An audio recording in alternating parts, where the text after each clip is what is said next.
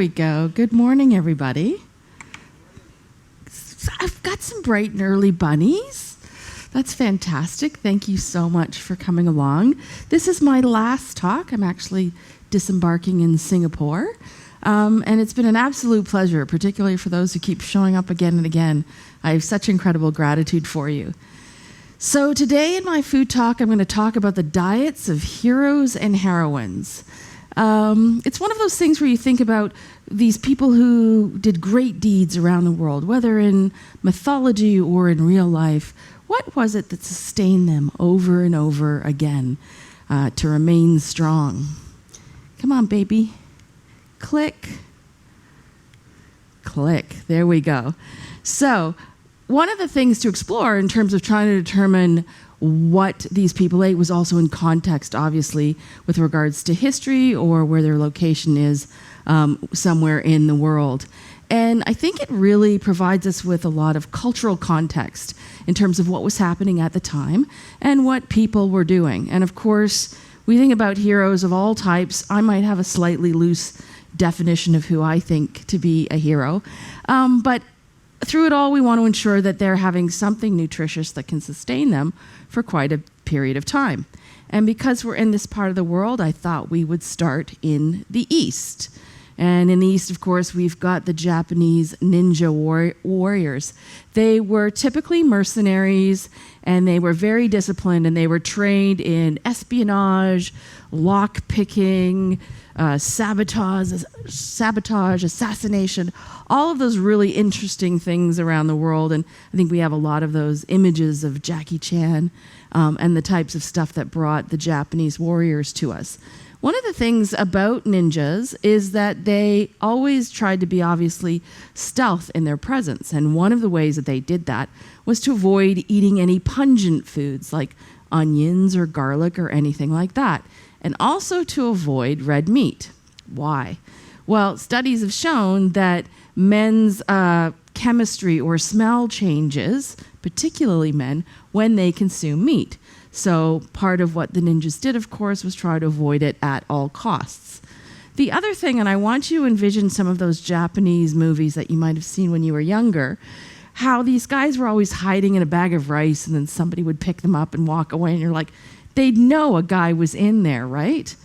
They were actually quite specific in terms of ensuring that they weighed 130 pounds or 60 kilos, which is exactly the weight of a bag of rice. So I imagine they figured out a way to make their bodies just the right way. Now, this may be an individual who looks familiar to you. It's Genghis Khan, and he conquered large parts, obviously, of China and Central Asia. He married at 16, the love of his life, and he went on to have 500 more wives and countless children. So what would sustain a guy like this?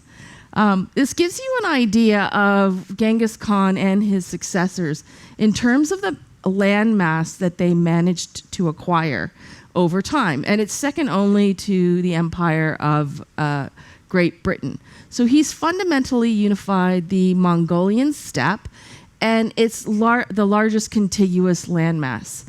Well, with all of this comes different types of foods and spices and things that people would eat. And we have to remember that the Mongols were a nomadic people. So they foraged and they hunted, and they would typically have herds of sheep, goat, oxen, camels, yak. They'd also have horses, and horses are quite important to them in many respects. So as they went across the Mongol steppe, they're obviously, of course, acquiring different foods. So something like roast wolf would have been a new dish to them that they would have tried. Interestingly enough, these folks were also lactose intolerant. So they didn't necessarily drink milk, but they would consume fermented mare's milk. So typically if they had run out of water, they might be drinking blood, which we might have seen in some of the films as well. But kumis was made from mare's milk generally, and it was fermented, much like kefir or kombucha or something like that. There'd be a lot of vitamin C in this particular drink. And it would be created by putting it into big leather bags and stirring it and stirring it and stirring it until it eventually became this alcoholic drink for them. Some of us may have heard of steak tartare. It's often a raw steak, and it's chopped up with different types of spices and herbs and maybe capers or something like that. So this is, according to Jean de Joinville, between 1224 and 1317 AD, he chronicled that the Mongols were actually making steak tartare by putting pieces of meat under their saddles. The rubbing of the saddle against the back of the horse would basically eliminate all of the liquid that might be in it, and all of a sudden you've got flattened steak for steak tartare. We're going to move next to the Spartans.